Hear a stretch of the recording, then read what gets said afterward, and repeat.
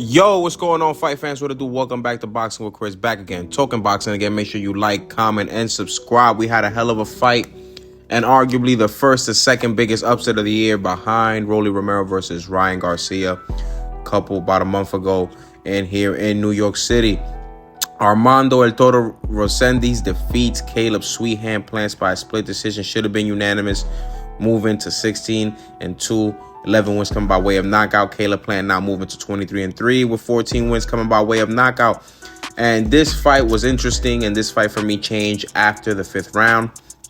Caleb Plant came out, won the first 2 rounds, establishing the lead hand, the jab.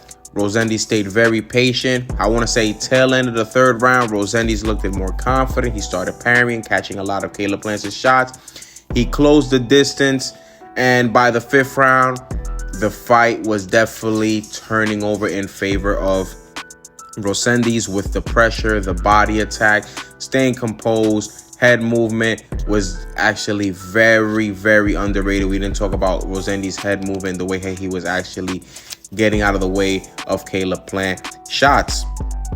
Overlooking, I can say maybe Caleb Plant did overlook him. He did talk a lot of trash leading up to the buildup, but it's boxing. Sometimes, for the most part, a lot of guys are going to talk trash.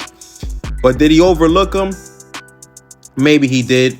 It's a good possibility that he did. And one thing I want to take away from this fight, we're focusing a lot on Caleb Plant and not giving Resendiz his credit. Let's just give Resendiz his credit. He came to fight. He was a smaller man. The dude looks like a 154-pounder. Obviously, the dude's fought at 160. He looks like a very small super middleweight, but he fought in there with a natural super middleweight, a former champ. And he took the fight to him. I had Resendiz winning this fight 9-3. Like I said, from the 5th to the 12th, Resendiz won every single round, makes him a new player at 168, now the WBA interim champion. There is a rematch clause, but let's see what Caleb Plant decides to do.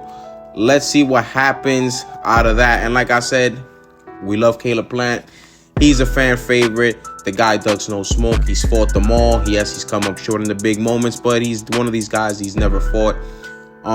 But he wasn't himself, and now all of his losses have come to Mexican fighters, pressure fighters, come forward fighters. We know Caleb Plant definitely has always lacked a gas tank. His gas tank has never been the best, especially in second half of fights. Even fights of his biggest wins of his career against Anthony Durrell, knockout of the year, he looked the gas heading into the second half before the knockout against Jose Uzcategui, where he captured the IBF, world title. He was definitely gassed after the 2 early knockdowns. So this is a repetitive movie. If you're a boxing fan, we've seen this movie from Caleb Plant before.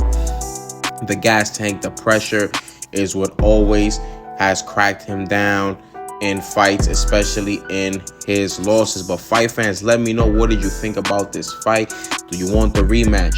What did you think about Resendiz's performance? So please put it in the comments section below, because I'm gonna be back again and I'm gonna talk some boxing again. So make sure you keep comment, and subscribing.